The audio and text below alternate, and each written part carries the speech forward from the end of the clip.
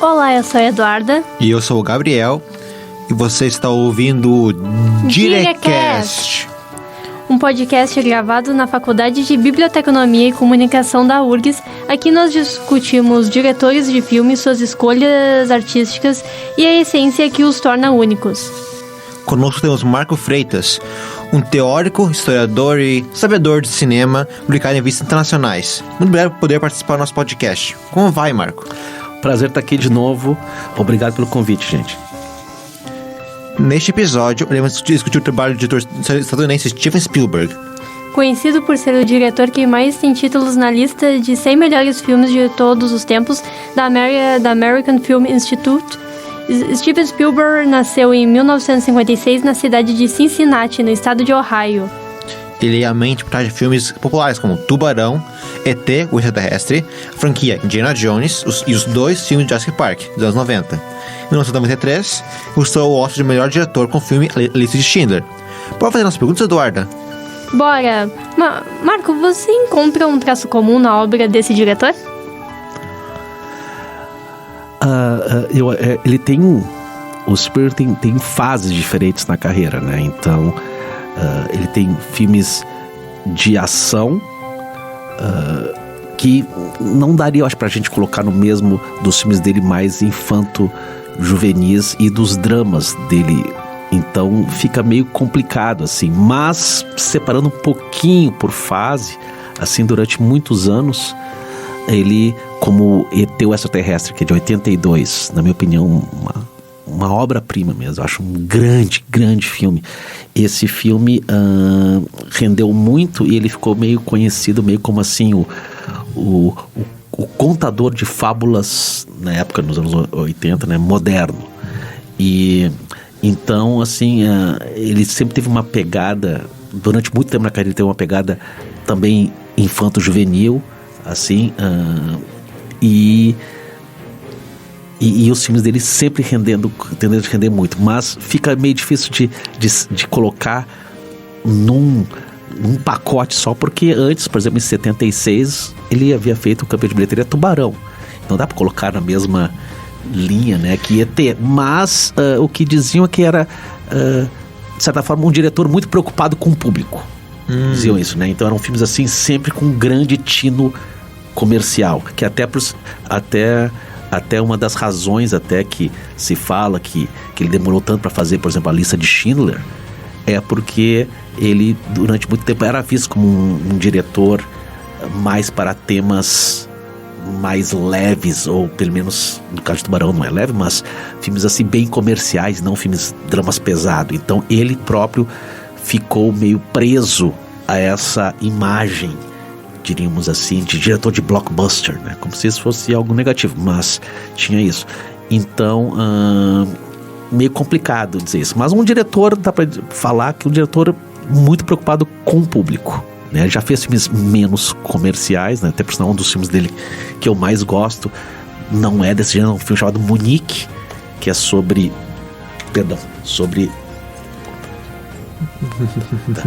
É um filme sobre, no caso, Golda Meir em Israel, fazendo um esquadrão de soldados. Não, na verdade é para eles punirem que houve umas Olimpíadas em Munique. Sim, sequestraram, mataram os exatamente. E daí a líder política lá, ela seria uma missão secreta, tipo assim, para vingança, né? Eu acho um belíssimo filme. Então não dá pra colocar junto de Tubarão, não dá pra colocar junto da obra-prima, na minha opinião, Caçadores da Arca Perdida. Não vou colocar. Então ele é bem variado, mas tinha sempre essa pegada até chegar à Lista de Schindler, que por sinal até rendeu muito, mas como diretor mais de temas infanto-juvenis e preocupados com esse público. Mas, de novo, né, logo depois ele se reinventou, né? E é o diretor mais bem sucedido e dos poucos diretores, até a gente também falou sobre, né, Tim Burton, tem Tim Burton e... No primeiro episódio, gente, ouve. Isso, Tim Burton, e também falando no Tarantino, é dos poucos diretores que as pessoas conhecem a cara, né? Diretor celebridade, assim. Então, né, claro que não tanta gente, mas a maioria das pessoas nem sabe quem é tal diretor, né? Ou então tu vai ver um filme, tu vai ver pela pela premissa do filme. E o Spielberg era conhecido para as pessoas irem ver, vamos ver um filme do Spielberg. Claro, da mesma forma que tem, vamos ver um filme do Tim Burton, vamos ver um filme do Quentin Tarantino. As pessoas têm essa... E eles são pessoas que não são todos... São poucos diretores do mundo que dão autógrafos. E esses dão, né? A maioria, sei lá, por exemplo, A Noviça Rebelde, um filme mega conhecido, clássico. O diretor, se tivesse vivo, passaria aí na frente, a gente nem saberia quem é, né? Ou então Os Embaixadores da Noite, que é de repente o meu filme favorito de todos os tempos, né? O filme, o pessoal conheceu o John Travolta, protagonista, mas não sabe quem é o diretor. E daí tu pega nesse caso do Spielberg, né? Do Tim Burton, e as pessoas têm a tendência de, o Tim Burton é aquele dos óculos, do cabelo maluco e tudo mais, e o Spielberg também, né? Ele ficou conhecido por isso. Do chapéu, do boné. Exatamente, então não são muitos diretores que são celebridades, né? Mas o Spielberg, né, muitas vezes em filmes até quem dava entrevista, quem eram? Os atores. E o Spielberg dá entrevista há anos pros filmes, né? Então ele tem uma marca, apesar dos filmes dele serem bem de vários gêneros diferentes, né? Mas eu acho um ótimo diretor. O problema só que eu tenho é que em alguns filmes ele tem a tendência de açucarar demais. Então assim, tipo assim, tem um filme que ele, até a gente comentou em off aqui, tem um filme que é Cavalo de Guerra, que ele fez há uns anos. Então tem o cavalo mimoso que foge na guerra, então tem muito close do cavalo e do rapaz atrás do cavalo, tem muito close de olho chorando, e é aquela manipulação meio, claro, sabe, ele tem. Agora, por incrível que pareça, ET, que tematicamente é feito para manipulação, eu acho um filme extremamente nobre, né? Principalmente por causa do menino, que já é mega adulto hoje em dia, o Henry Thomas, que, ao meu ver, deu uma das duas maiores interpretações no cinema americano de criança, né? Inacreditável, né? O outro eu conversei, tivemos de conversar há um tempo aí por telefone até com Hunter Carson, que é um ator que fez um filme nos anos 80, foi super favorito, os críticos adoraram, que era Paris, Texas. E o Hunter Carson e o Henry Thomas, na minha opinião, o Henry Thomas do ET, são as duas maiores, assim, dos últimos 50 anos, dá pra dizer, assim, grandes citações, né? Então, um filme que tinha tudo pra ser super manipulador, com um menininho mimoso e um ET bonitinho, feio, mas bonitinho, não sei o que. ET Pug. ET Pug. Isso, mas e olha que eu vi muitas vezes o filme e eu tenho um radar para manipulação barata, e eu não tive problema nenhum, assim. Eu acho o filme extremamente sincero. Claro que tem momentos para tu chorar, mas assim, nada contra, mas ele não força a barra, ele chega no limite quase. E o filme já gerou várias imitações que forçam a barra. O pior de imitação é aquele no McDonald's, né? Que fizeram Mac and Me, exatamente. Isso já virou meme, então nem... Esse é uma imitação, mas tem vários filmes assim de cachorro e tudo mais que os caras fazem. Mas é aquele papo, não quer dizer, o tema não te obriga, é como tu conta a história, né? Então tu pode conduzir de uma forma super... Tem um filme que não é de minha irmã, só abrindo um parênteses, que se me veja, Atração Fatal, um filme que eu acho muito bacana, Michael Douglas e tudo mais, que não tem nada a ver com isso, mas tem umas cenas de briga do casal ali que corta pra criança de 3 anos de idade olhando o casal e chorando. Eu queria me estrangular, né? Porque tu já tá forte a cena, tu não precisa cortar pra criança chorando pra te beliscar na plateia e dizer chora.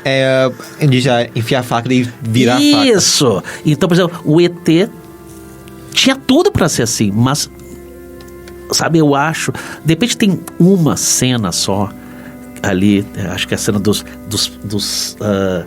sapos sendo soltos na aula, que eu acho levemente, mas o resto é muito, eu acho assim, um filme perto de perfeito. No caso da Joga Perdida, daí já pulando o gênero, eu acho uma obra-prima também, um filme de ação maravilhoso, sabe, acho muito superior às sequências, muito. E até tu falasse, né, da franquia, né, a gente só tem que dizer que o mais recente, que eu até não vi, não é só produzido pelo Spielberg, né, não foi dirigido por ele, mas ali o Tempo da Perdição, que é o segundo, é do Spielberg, o terceiro, o quarto, e esse mais recente que que só foi produzido por ele, né? Já estava cansado e pelas cenas que eu vi, pelo menos parece um filme que tá todo mundo cansado, né? Mas o Caçadores eu acho um grande filme mesmo, e foi uma homenagem aos seriados de cinema que ele via, né? Que tinha vários filmes que acabava o cara pendurado num penhasco, daí tu tinha que ir na outra semana ver. E ele cresceu com isso. Tem várias cenas, já que a gente também já falou no outro programa sobre Tarantino. É um filme cheio de colagem de várias cenas de filmes de ação diferentes, né? O visual dele, do Indiana Jones, é inspirado num visual de um filme sobre Incas, sobre um aventureiro nos Incas, naquela civilização. Então aquele filme, assim, o Caçador Perdido é cheio de pedaços. Esse aqui parece aquele filme da década de 40 de ação, só que, na minha opinião, foi uma costura perfeita, né? Perfeita, assim. Acho um grande filme. Na cena meio de romance do filme, tu se emociona, cheio de nazista, PDP, que então, né? Então é um grande filme. Na minha opinião, assim, Caçadores é um filme, sem mentira, nota 10, assim, eu diria, né? Desculpa, eu fico aqui meio empolgado, daí tomar menos café.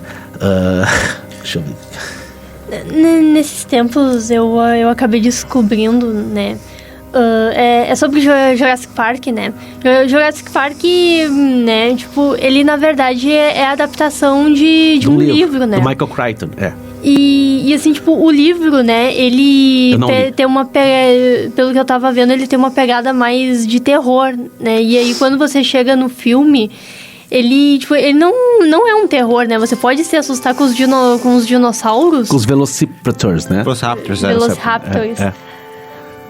Mas assim, tipo, não é tão assustador quanto no livro. Que, por exemplo, a censura nos Estados Unidos, que era pra, no caso, eles não tinham lá censura de 18 anos, era menores de 17 anos ter que ir acompanhados. Se eu não me engano, esse filme, eu vi lá até nos Estados Unidos esse filme, o primeiro, eu acho que era PG-13. Que é para menores de 13 anos. E tem uma coisa, claro, do Spielberg, né? Como é que vai fazer um filme de terror? Então, eu sei que ele teve que podar algumas cenas e fazê-las serem menos violentas, né? Até porque grande parte do público, eles já sabiam que ia ser um público de 12, 13 anos, né? Tanto que o filme tem Tiranossauro Rex, mas tá cheio de Brontossauro também, que é vegetariano, né? Então tem aquela pegada. Então, mas claro, é uma preocupação total. O Spielberg sempre teve. Por isso que até é tão, assim, surpreendente tu ver um filme como Munique, que é um filme adulto, sabe, assim, falando sério, violento, pacas. Eu me lembro vendo o filme e falando, será que é do Spielberg? Então imagina só um cara com uma carreira dele, que é o cineasta mais bem sucedido da história do cinema, e ele tem dificuldade de se provar, né? Quer dizer, então Lista de Schindler, né? Ele, como, claro, ele é judeu e fez esse filme, que por sinal até a causa é obviamente maravilhosa, mas eu só vi uma vez no cinema, assim, achei um pouco manipulador. Tipo, que tem uma cena, o filme é preto e branco, tem uma cena que tem uma menininha que ela tá colorida e o resto do pessoal preto e branco, e eu me lembro que eu assim, tô sendo manipulado.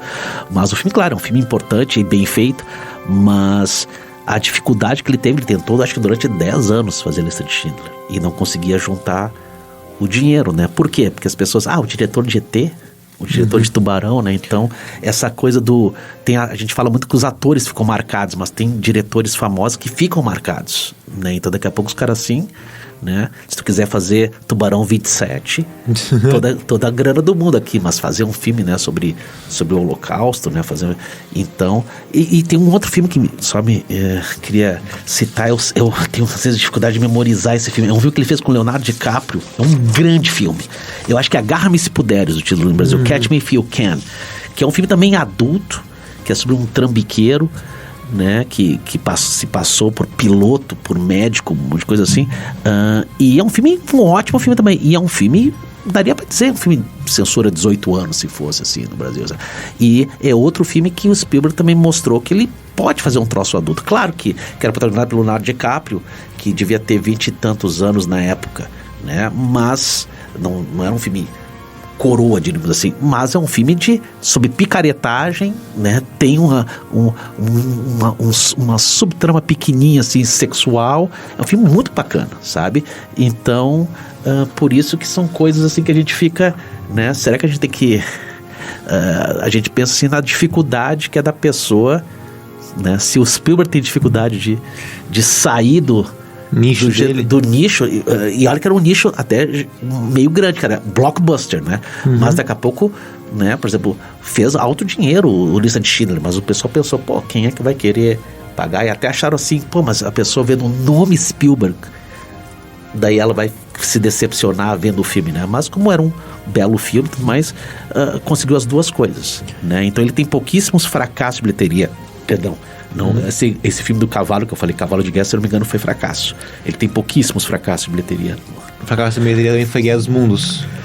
Se eu não me engano, com vídeo e com venda pra TV a cabo, parece que acabou pagando.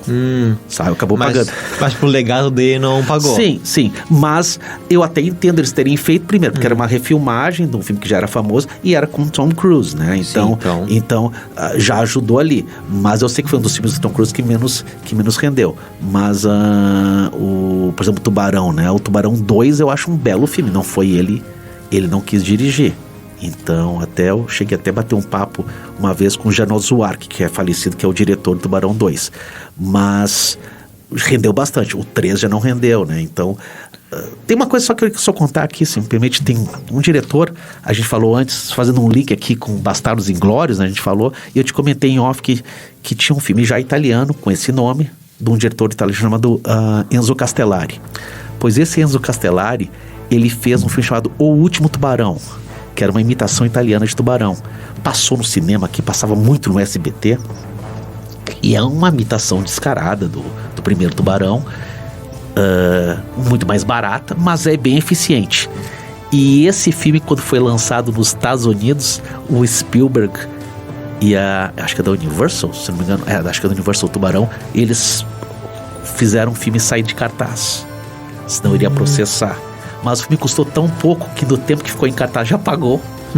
Então, esse Enzo Castellari sempre fala, né, que não adiantou o Spielberg tentar sacanear, não sei o que, mas pra ver como são as coisas, né? Ou seja, Tubarão gerou um subgênero de filmes de bichos atacando, piranha. Teve um feito no Brasil, Peixe Assassino, e são todos filmes o quê? Que como Tubarão rendeu muito, eles vários produtores começaram a pensar qual é o próximo bicho que a gente pode fazer atacando gente, né? Ou se vingando de pessoas, né? Piranha, crocodilo. Crocodilo, vários. Anos 90 Anaconda, mas... Sim, mas é a mesma pegada, né? Assim, claro que o Tubarão a gente pode, né? Acho que uma dessas vezes que o Tubarão foi tão bem sucedido é porque não é só um tubarão. Por exemplo, tem muita cena até de diálogo no filme, mas muita gente foi ver porque queria ver o tubarão devorando gente, né? Eles começaram a pensar quais outros bichos. E tinha essa pegada meio ecológica, até do tipo assim, né? Do olho que o homem faz com a natureza. Aquele filme Sapos também. Sapos, Frogs eu vi, era com Ray Milland, até vi na TV, no SBT, que era, claro, obviamente as pessoas não podem se movimentar muito rápido, né, porque sapo só pula. Então eu me lembro que tinha um cara no filme que, se eu não me engano, o protagonista, acho que ele tá numa cadeira de rodas. Então ajuda, claro, quando ele vai ser atacado e devorado pelos sapos, que ele não pode se movimentar muito, né, na casa. Mas tem vários de crocodilo, desculpa como tu falasse, tem jacaré, né, parente de crocodilo. Tinha um que passava no SBT direto, que era Alligator, que era com o Robert Foster, que tá no Jack Brown. E era de um jacaré do tamanho de um ônibus, né? Então tem vários. Essa pegada eles chamam de terror ecológico. E dá pra dizer que Tubarão, o sucesso gigantesco, ajudou essa levada. Então tem até um filme de polvo gigante que eu já vi, era Tentáculos. Mas vale dizer até que eu depois descobri que quem tem tentáculos parece que é a Lula. O povo parece que é braços e pernas. Então até no filme eles erraram, mas tudo bem, não quiseram nem saber. Também tem uma série de filmes tipo alternativos de tubarão, que você vê tubarão robô, vê tubarão... tubarão com 3 cabeças. Sim. Três cabeças. O Fred Olen Ray, que eu te falei, que é que faz agora um monte de filme de Natal, fez vários, ele fez uns 2 desses aí de tubarão de 2 cabeças, 3 cabeças. Claro, e dá pra dizer que, claro que são filmes muito baratos, mas claro, eles estão pegando carona ainda em 76 no Tubarão, claro, não dá pra te separar. Também, a gente falou, tipo, o Spielberg quebrando do molde dele, certo?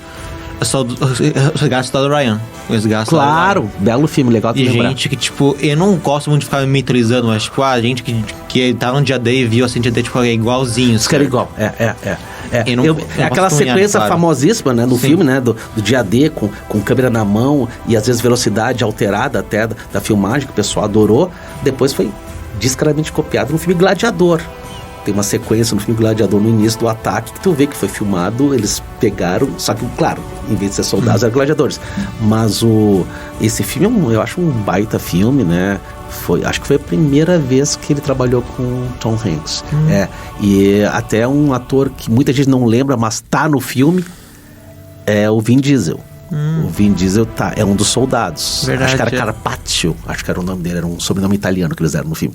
Mas é na minha opinião, um belíssimo filme, né? E foi um filme que ele também se baseou muito em filmes de guerra que tinha na década de 40, né? Ele viu muitos desses filmes assim, só que aqueles filmes tinham a tendência de ter menos sangue, né? Então, isso é uma coisa interessante, né? Porque o filme, muitas famílias foram ver e o filme é um açougue, né? O filme é super explícito, né? Então, de certa forma, tem que lance que tu espera do Spielberg, né? Que tu sabe, de certa forma, que pelo menos parte dos heróis, o filme vai ter um final meio positivo, diríamos assim, né? É um filme patriota. E, ao mesmo tempo, é um filme que não recua nas cenas de violência, né? Foi um filme também, de novo, legal de ter citado, que as pessoas ficaram surpresas. Pô, mas o Spielberg, né, não tá passando meio assim, não tá sendo meio light, né? Tem cenas, né, de partes do corpo voando, né? E para ver como são as coisas, né? Eu sei, ele falou em entrevistas que ele tava com o pé atrás, sabe? Será que eu vou me queimar? Será que, né? E conseguiu se impor, né? Mas muita gente achava que o filme ia render até mais se tivesse menos sangue, né? Então, ele falava, né? Mas a guerra é assim, né? Então, né? São teorias, né? Ele falava assim, eu já vi muito bang bang que não tem sangue. Então, o cara dá tiro em 40 caras, tu vê eles caindo do prédio, né? Das casas, né? Dos salões. Mas é um approach que ele quis fazer, né? Eu vou fazer um filme de Segunda Guerra, tem um monte de filme de Segunda Guerra, mas vou fazer uma como ninguém nunca viu, né? Eu acho um lance super eficiente, né? Eu acho um belo filme. Dá pra chorar bastante. O pessoal, até que, se tem alguém ouvindo que não viu o filme ainda, né? Veja com lençol, por favor, porque vai ter lágrimas. Ter sangue também. Vão ter lágrimas e sangue, Mas, então, mensagem tu acha que o Spielberg quer comunicar? Várias mensagens, né? Porque vários filmes, uma carreira incrível. Né? É que tem vários gêneros. Durante um tempo era que eu acho que o espírito humano vai sempre vencer, vai prevalecer, né? Mas daí como é que tu vou fazer isso e vou falar isso no filme Agarra-me se puderes, né? Entendendo? Sabe? Eu acho que ele tem um lance meio confortante, mas uma coisa interessante até pra gente citar, já que a gente falou no Munique, é um final que é um tapa na cara. Então o filme assim, até o final parecido com o filme do Johnny Depp, até chamado Donnie Brasco, tem um filme que o Johnny Depp fez que é de gangster, e o final lembra esse filme, é um final cínico, diríamos assim. Por isso que, de novo, eu assisti mais 2 vezes e eu ficava me questionando, será que é o Spielberg mesmo que fez? Será que ele estava sob efeito de uma coisa que o filme sabe? Mas isso mostra que o cara é um diretor completo, né? Ele pode fazer qualquer gênero. Uma coisinha, só uma curiosidade, só pra gente puxar aqui pro Brasil aqui. Ele é grande fã de um filme que foi campeão de bilheteria no Brasil durante anos, que é Dona Flor e seus Dois Maridos. Vale dizer, ele era um grande fã desse filme. Então, acho que é isso, né? Foi... Vamos falar uma coisa do Spielberg, ele realmente, quando pensa em diretor, pensa em Spielberg. Quando tem um desenho, tipo uma estação de diretor, mostra um cara de barba com o chapéu, ou chapéu francês, ou boné. Porque é o Spielberg. O Spielberg tem esse legado que não sai. E ele é um cara muito competente como diretor de atores, né? Então pode ver que os atores no filme deles sempre estão bem, né? Então, e não é ele que inventou a frase que eu vou citar, mas tem aquela lance do... O pessoal diz, né, como é que tu dirige tão bem atores? E tem vários cineastas que falam, se tu escolher bem o ator, tu não vai precisar dirigi-lo muito, né? Então, por exemplo, no papel do ET, no Henry Thomas, o menino do ET, ele testou centenas de atores mirins, né? Então é isso. O Harrison Ford era para ser o Tom Selleck, o cara do Magnum era para ser o protagonista do Indiana Jones, não pôde fazer e foi o Harrison Ford. Mas a gente trabalha com o Harrison Ford, né? O amigo dele, o George Lucas, tinha feito Guerra nas Estrelas, ele conhecia o trabalho. Mas uma vez que ele escolheu aquele cara ali, ele viu que, antes de filmar, que esse cara ia ser um Indiana Jones perfeito, né? Então, claro que é mais fácil dizer do que falar, né? Sim, mas claro. a seleção, a pré-seleção é muito importante.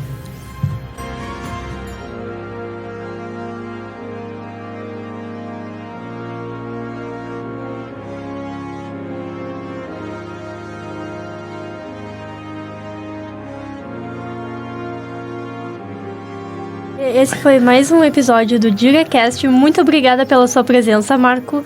Com a produção de Gabriel Zene e Eduarda Mota, a participação de Marco Freitas, trabalho técnico por Matheus Giuseppe e supervisão de André Pictolucci.